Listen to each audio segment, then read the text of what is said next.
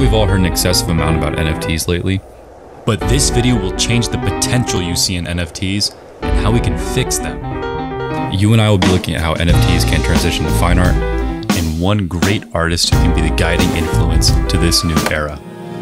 Andy Warhol, a little-known artist in 1962, opened a small show in Los Angeles, California, showcasing 32 Campbell's soup cans painted on canvas.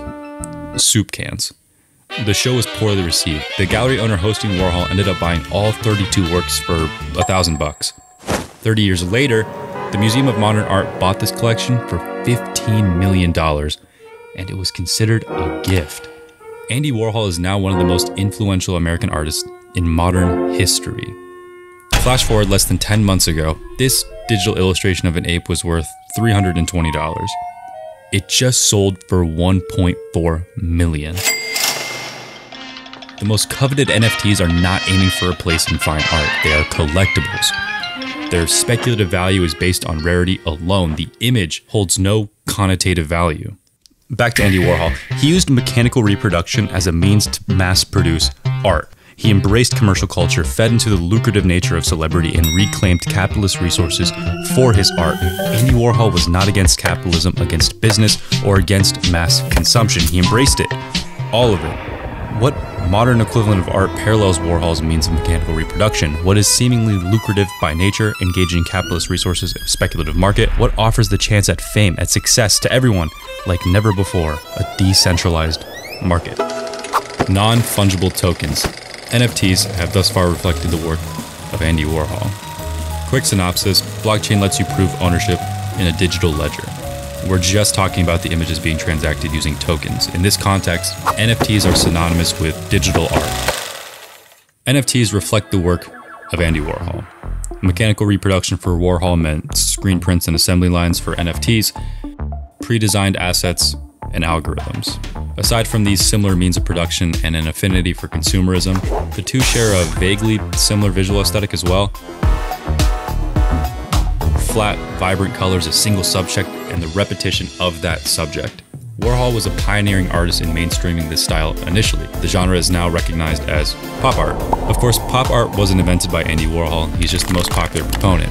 Pop artists as a whole created a lexicon of work, repossessing the visual vernacular of their popular culture to offer commentary on their conditions and contrived environments. What ultimately makes Andy Warhol's work fine art, and not NFTs, is the exploration of imagery with the intent to imply a message or provoke a feeling.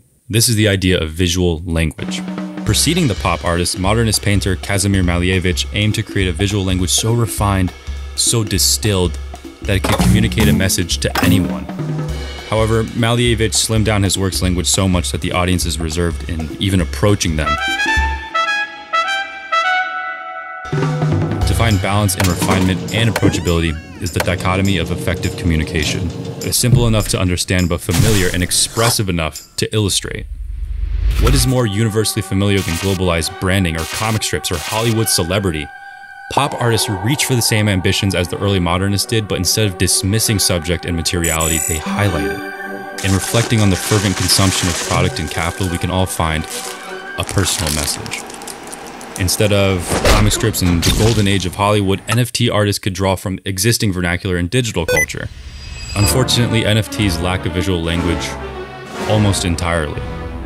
They truly suck in their mainstream form, utterly irredeemable in their construction, their identity, and their vulgar drive to money. I've seen great, unique works on NFT markets, but the issue is they're shadowed in the presence of contrived NFT projects.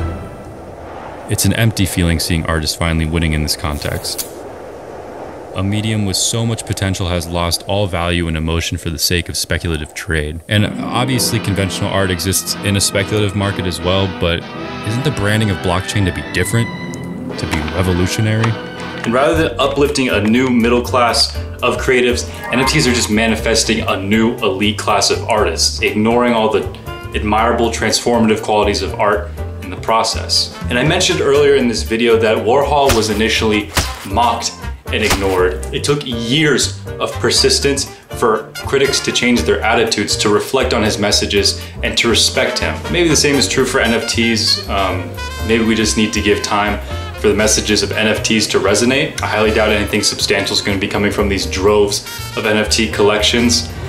This new art market is really setting a dangerous precedent. And if we truly seek change and want to hear a diverse variety of voices and give a platform to as many talented creators as we possibly can, we must first realign our values. We should expect better from our future and take action against shallow incentives and gamifying mediums, which can offer profound insight into our world, our societies, and ourselves.